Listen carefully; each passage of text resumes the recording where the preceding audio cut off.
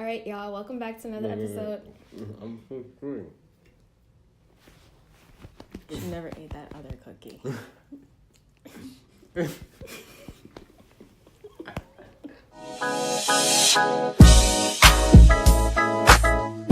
Welcome fans, stands, and haters alike to another episode of Unfiltered Content. This is our Twitter figure segment where we're going to be talking about the popular themes that were probably on your TL at one point. And there's actually been a lot going on. College ain't easy. College Okay. Yeah, this semester is really crazy. We're literally in the middle of midterm season right now, so the fact that we even have time to make this video is actually an accomplishment in itself. Yeah. If you haven't already, subscribe. Button's right there and the bell's right next to it. So easy. And our handles will be at the end of this video if you want to follow us on our personal accounts. Cool. And beyond. First things first, you have to have her. Iggy Azalea, she got dropped. I think that some artists have said it's a lot better to be independent or something, like you can release art on your own terms, which makes sense, but I think artistically it's more liberal, but when it comes to like the logistics of a music career, it's harder because you don't have the backing of a major label or like production and all that. But I mean, if she could do it, go ahead. This is her second release from an from a label, I'll put it that way. So maybe she's better as an independent artist, I don't know. Grand Hustle didn't work out, Rock Nation didn't work out, so hopefully she's better as an independent. There are artists who are better independent. Cream was pretty good. That's what I'm saying, like Cream was kind of hot. I thought that was like coming, you know, her coming back, which it kind of was because collectively I think everybody thought that was a good song. If she makes more music like that, then more power to her. I think she's just kind of finding her sound. I think labels need to stop trying to push tours and collaborations and stuff when it's not ready. Like I know they want to do it obviously for revenue and stuff, but if the artist isn't ready, you're hurting the artist more than you're helping them. Like we've seen the messiness of tours this year, and like Nicki's tour for one. We don't need to mention names. Listen, that's not bad. It didn't happen. Her and Future, it was a weird tour to begin with. I don't think I'm wrong in saying that. I hope she does get to tour. No, you're right. The tour was... It was I feel like that wasn't a smart move. I think it was way too risky and whatever. But I hope she does get to go on tour, honestly. Can you really imagine Barb's and Future's drug-obsessed fans together? Like, it doesn't make any sense. So that tour didn't make sense to begin with, and I'm glad it's not happening. Seriously. I will say they do have a lot of chemistry on They do. On like Sir and Transformer, the newest one. Even Drake's tour too, that shit started out so damn messy. It was so messy to begin with and the tour hadn't even started. I was even surprised that he's still on tour. More power to him because he's almost done. I think he has like 8-7 shows left.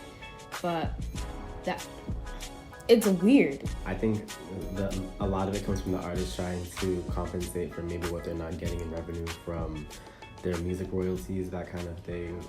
But sometimes people overestimate their demand.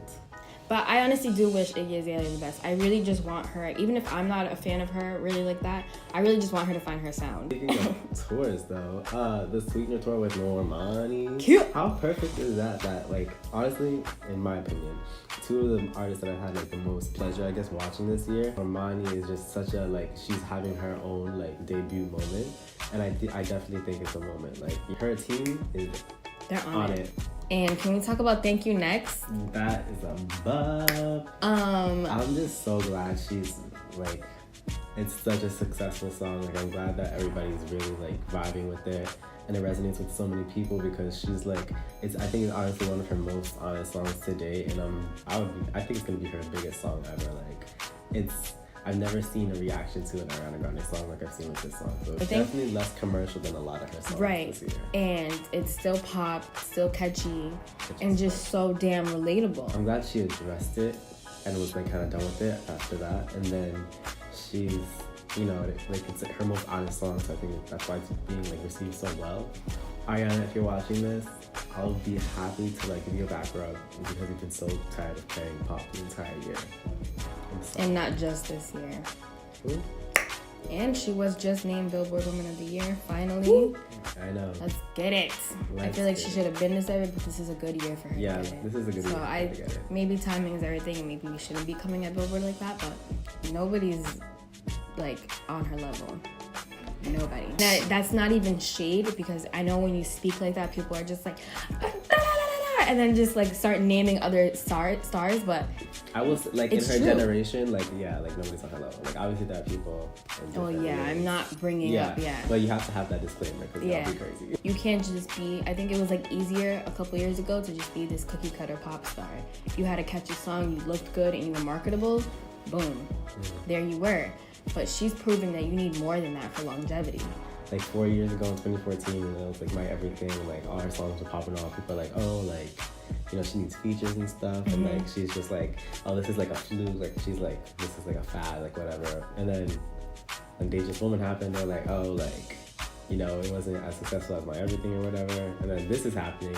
And Sweetener was a huge album, and it has 2 solid hits. And then now she's just going back right after it. I don't want to see the artists that I grew up with just fizzle out. Like, I don't want to see that. I want to see how they can keep going, how they can adapt. I will say, in news though, Gaga has had a career like revamp, I would say, with like A Star Is Born and like the success with that. Like the soundtrack's doing really well, the movie's doing really well. I love how I didn't say what artist or anything, and you brought up Gaga. I want her to be an inspiration for other artists who may be struggling to like maintain their sound but also maintain relevancy. I feel like artists struggle with that sometimes because of the way music's changing. You have this like inner struggle with, should you adapt yourself to the way music's changing, or should you stay how you are and just hope your loyal fans will be enough to ride you out? So I think that's what a lot of artists right now are struggling with, because anybody who's from our time period can say that music right now is definitely way different than it was even just 10 years ago. Which 10 years ago, even like 5, 6, yeah. In such a short amount of time, music has changed.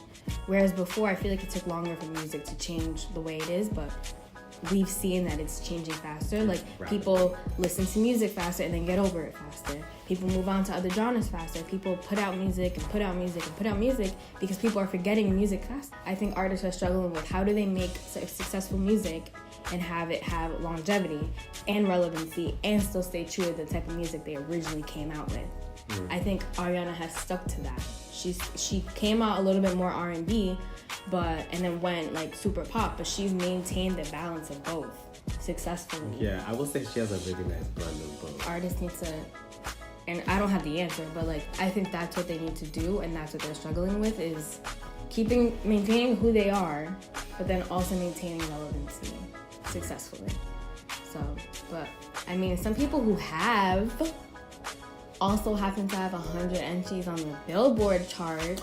Miss Nicki Minaj, yes. Good segue, has made chart history by being the only female artist to ever have 100 entries.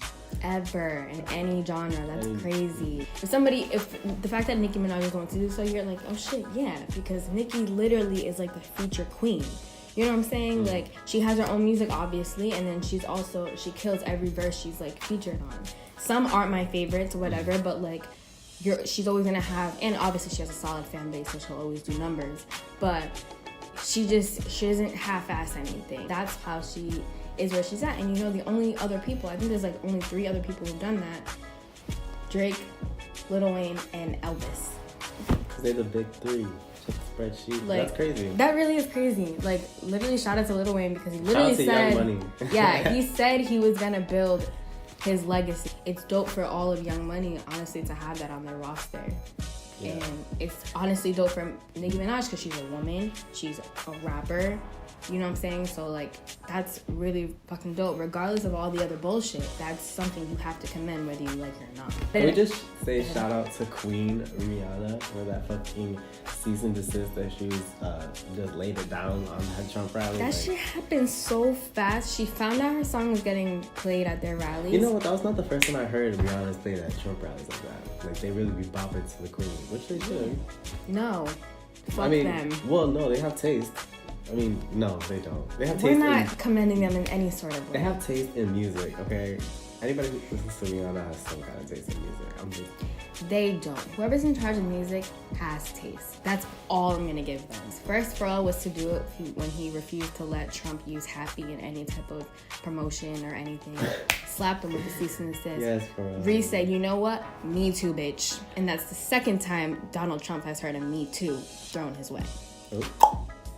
And I back it 100% because you shouldn't be allowed to play my music if I don't support you. All I know is that Trump better not try to talk to her on Twitter because clapback on her will be revived so quickly.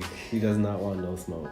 Rihanna, I know you're being a humanitarian and a world leader and a makeup guru and a lingerie connoisseur and literally everything else but a recording artist now, but I need you to get back into the studio and give us bops. Or just release the bops that I know that you already have. She's not the only one taking legal action these days. I don't know if you guys have started watching the Chilling Adventures of Sabrina. What do you think of the show, first of all?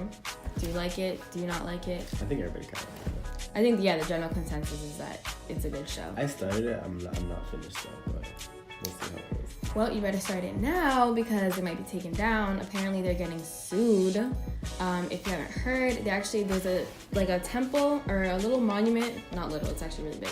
There's a monument in the center of the show that's featured, and apparently it was copyrighted by an actual satanic group, and they're suing because he said the monument is copyrighted and that Chilling Adventures of Sabrina has no right to show the monument in their show, which it is a replica, and they're saying it's an exact replica. So I guess shows do have the artistic liberty to do stuff like that, as long as it's not a copyrighted thing or trademark thing. That's why they have the Nintendo PS on Drake and Josh, and the Paraphones on every Nick show back in the day. I'm sure they probably just thought that Baphomet was like a universal thing. I mean, I was pretty sure Baphomet was a universal thing. I mean, he's a North god, right, or something like that.